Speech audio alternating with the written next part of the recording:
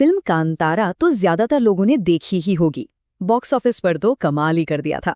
लेकिन क्या कभी ये सोचा है कि पर्दे पर जो कहानी देखी वो बस एक कहानी है या उसके पीछे सदियों से चली आ रही कोई जीती जागती हकीकत छिपी है।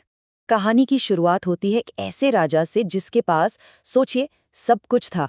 दौलत, शोहरत, एक खुशहाल सल्तनत। बस एक चीज नहीं थी, मन का चैन।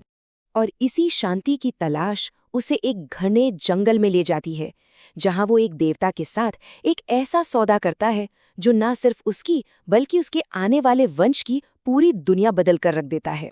तो सवाल ये उठता है कि पर्दे पर दिखाई गई इस कहानी के पीछे की असली दुनिया क्या है। चलिए आज फिल्म की कहानी से निकलकर उस असली दुनिया की हकीकत तक का एक सफर तय करते हैं। तो चलिए शुरू करते हैं।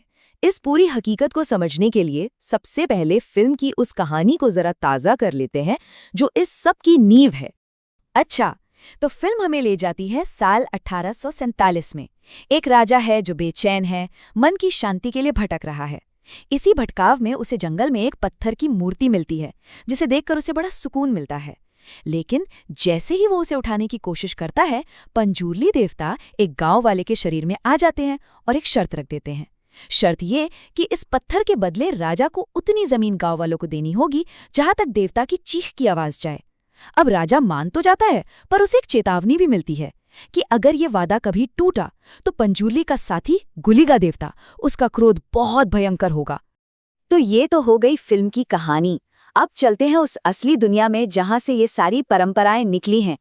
सबसे पहले तो फिल्म का नाम ही ले लीजिए, कांतारा। ये शब्द बना है कांतर से, जिसका सीधा सा मतलब है एक घना जंगल। मतलब नाम में ही कहानी का पूरा सार छिपा है। फिल्म की जो कहानी है वो असल में दक्षिण कर्नाटक के एक खास इलाके पर आधारित है, जिसे कहते हैं तुलुनाडु। और सबसे मजेदार बात पता है क्या है? फिल्म के जो डायरेक्टर हैं ऋषभ शेट्टी, वो खुद इसी इलाके से आते हैं। वैसे इस जगह का एक और बड़ा पौराणिक नाम भी है, परशुराम सृष्टि। और इस भूमि के बनने के पीछे एक बहुत ही जबरदस्त पौराणिक कथा है। कहते हैं कि भगवान परशुराम ने अपनी सारी जीती हुई जमीन दान कर दी थी। अब तपस्या के लिए उन्हें एक नई जगह चाहिए थी। जब उन्होंने देखा कि हर तरफ तो बस समंदर ही समंदर है, तो उन्होंने अपना दिव्य फरसा पूरी ताकत से फेंका। और चमत्कार देखिए, जहां तक वो फरसा गया, समंदर पीछे हटता चला गया। और बस इसी तरह जन्म हुआ तुलुनाडु की पवित्र भूमि का। तो ठीक है, जमीन तो बन गई। अब बात करते हैं उस मुख्य देवता की, यानी पंजूर्ली की, जिनकी कहानी तो इससे भी ज्यादा दिलचस्प है। इसकी कहानी भी बड़ी अनोखी है। एक किंवदंती के अनुसार एक मादा जंगली सुअर मतलब वराह अपने बच्चे को कैलाश पर्वत पर जन्म देकर चली जाती है। वहां देवी पार्वती को वो बच्चा मिलता है और वो उसे अपने बेटे की तरह पालने लगती हैं। उसका नाम भी रखती है गुज्जारा। लेकिन एक दिन अपने जंगली स्वभाव की वजह से वो बच्चा कैलाश के सारे बाग बगीचे उजाड़ देता है। ये देखकर भगवान शिव को बहुत क्रोध आता है और वो उसे मार देते हैं। अब पार्वती जी तो बहुत दुखी हो जाती हैं। उन्हें इतना दुखी देखकर भगवान शिव उसे फिर से जिंदा कर देते हैं। लेकिन इस बार उसका रूप बिल्कुल नया था। शरीर इंसान का और सिर वराह का। उसे एक नया नाम मिला, पंजुर्ली, और साथ ही मिली ढेर सारी दैवीय शक्तियां। और उसे धरती पर यानी तुलुनाडु में धर्म की रक्षा के लिए भेज दिया गया। तो ये तो हो गई पंजुर्ली देवता की कहानी। पर सवाल ये है कि आज के दौर में इनकी पूजा कैसे होती है। और यहीं से कहानी जुड़ती है भूत कोला के एक अद्भुत, एक बहुत ही अनोखे अनुष्ठान से। भूत कोला ये एक बहुत ही खास अनुष्ठान है।